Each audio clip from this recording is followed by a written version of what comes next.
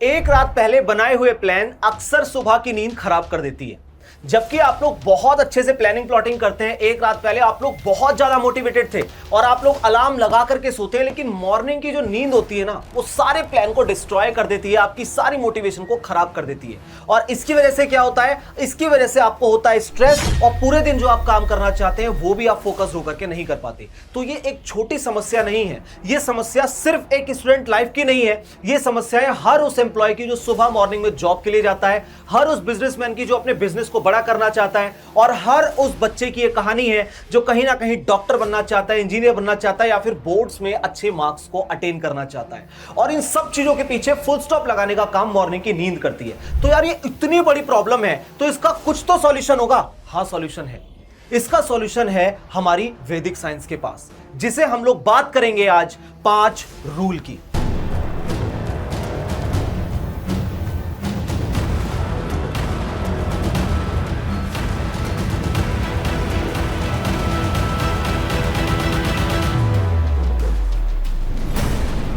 तो हेलो दोस्तों, myself doctor Ravi and I mentored more than 1000 student, और आज आप लोगों का स्वागत करता हूं डॉक्टर रवि एक्सप्लेन्स में। और हम लोग आज बात करेंगे उन 5 बेसिक रूल्स की, जिसके बिहाफ पर आप लोग सिर्फ अपनी नींद को ही नहीं भगाएंगे, इवन आप अपने डे की शुरुआत को बहुत अच्छा कर लेंगे। और ये मैं नहीं बोल रहा, या फिर कोई भी मिथ नहीं बोल रहा, ये बोलती है हमारी वैदिक साइंस।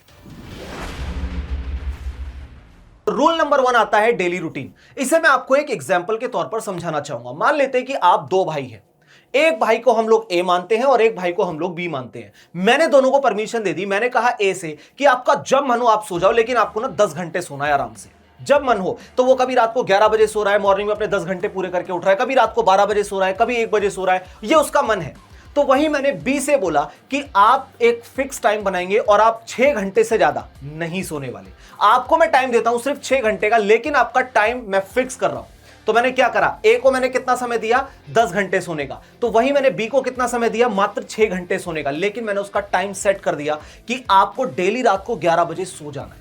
आप कुछ भी करें, रात को 11 बजे सो जाएंगे और अपने टाइम के अकॉर्डिंग 6 घंटे बाद आप उठ जाएंगे। अब ये चीजें कुछ वीक तक चलती रही। कुछ वीक के बाद जब रिजल्ट सामने आया तो वो ये आया कि जो बच्चा ए वाला था वो 10 घंटे की नींद पूरी होने के बावजूद फोकस नहीं था, लेजीनेस उसके अंदर था, और इवन उसे बहुत ज्यादा एक रिफ्रेशिंग फील नहीं हो रहा था मॉर्निंग में, क्योंकि उसका टाइम क्या था, अलग अलग था, जिसकी वजह से उसकी बॉडी की बायोलॉजिकल क्लॉक सेट नहीं हो पाई। तो वहीं अगर हम बात करते हैं दूसरे बच्चे की, बी वाले की, उसे स्टार्टिंग में बहुत ज्यादा दिक्कत थी। शुरुआती दिनों में ना उसे बहुत प्रॉब्लम हुई कि आपने मेरा टाइम सेट कर दिया, सिर्फ 6 घंटे की नींद ले रहा हूं, वो 10 घंटे की नींद ले रहा है। लेकिन कुछ वीक बाद उसे अपने अंदर एक ऐसा असर नजर आया जहां पर वो सुबह उठता था और उसे अलार्म की जरूरत नहीं थी, उसे कोई नीड नहीं थी अलार्म की, उसे कोई नीड नहीं थी कि उसकी मम्मी या पापा आकर उसे उठाएं, क्योंकि उसकी बॉडी अब एक्टिव हो चुकी थी कि मुझे 11 बजे सोना है और सुबह इतने बजे उठना है। बिल्कुल फिक्स टाइम टेबल था उसका। इस वजह से उसके सोने के फिक्स टाइम होने की वजह से उसका पूरा दिन पूरा एनर्जी के साथ जाता था। यह पूरा का पूरा किस्सा होता है हमारी बायोलॉजिकल क्लॉक का। तो आपको भी यहां पर क्या करना है, एक फिक्स टाइम बनाना है कि मुझे रात को इतने बजे सोना है, मतलब सोना है, और 6 घंटे से ज्यादा की नींद मैं नहीं लूंगा, क्योंकि मेरा स्टूडेंट लाइफ है, या फिर अगर मैं बात करता हूं मैं एक एम्प्लॉय हूं, या फिर मैं किसी भी चीज में भी टाइम दे रहा हूं, तो मुझे 6 घंटे अपने सोने में लगाने और बाकी सारा का सारा टाइम मुझे अपने प्रोडक्टिविटी को देना है। बात करते हैं रूल नंबर 2 की। रूल नंबर 2 को हम लोग बोलते हैं 5 सेकेंड रूल।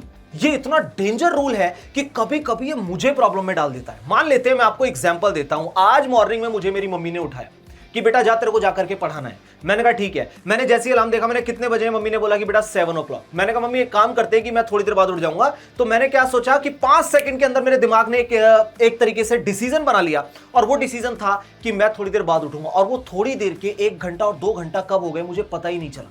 इसका मतलब हमारा दिमाग जो 5 सेकंड के अंदर डिसीजन ले लेता है, वो सबसे डेंजर और सबसे खूबसूरत चीज है।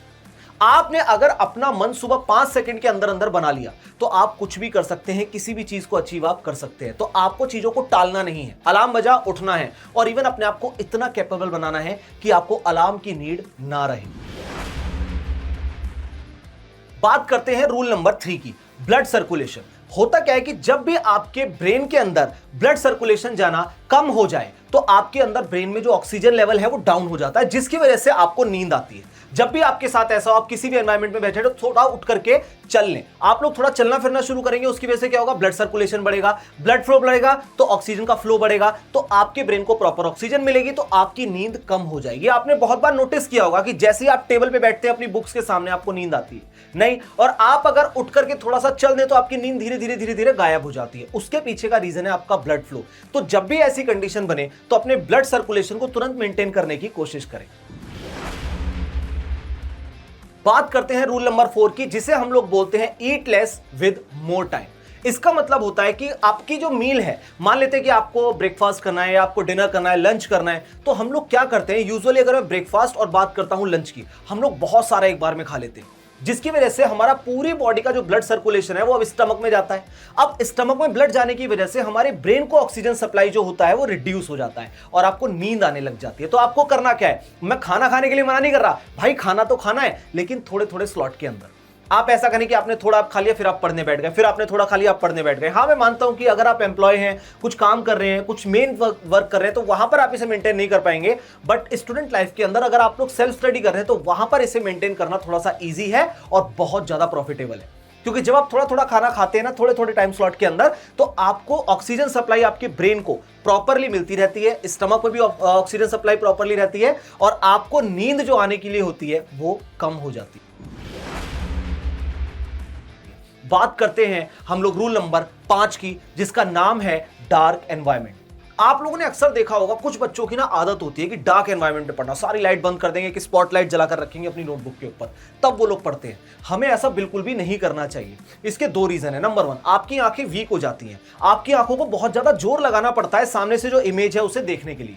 समझ रहे हैं, पहला नुकसान तो ये है। और दूसरा ये है कि जब भी डार्क एनवायरनमेंट होता है तो हमारा ब्रेन एक हार्मोन रिलीज करता है जिसे हम लोग बोलते हैं मेलाटोनिन, और मेलाटोनिन रिस्पॉन्सिबल होता है आपको नींद दिलाने के लिए। आप लोगों ने अक्सर देखा होगा कि जब भी कुछ लोगों को नींद या फिर लाइट से बहुत ज्यादा प्रॉब्लम होती है तो वो अपने ऊपर एक मास्क सा लगाकर रखते हैं जो बिल्कुल उनकी आंखों को बंद कर लेता है, ताकि जितना ज्यादा डार्क एनवायरनमेंट रहेगा उतना अच्छा मेलाटोनिन सीक्रेट होगा और उतनी अच्छी आपको नींद आएगी।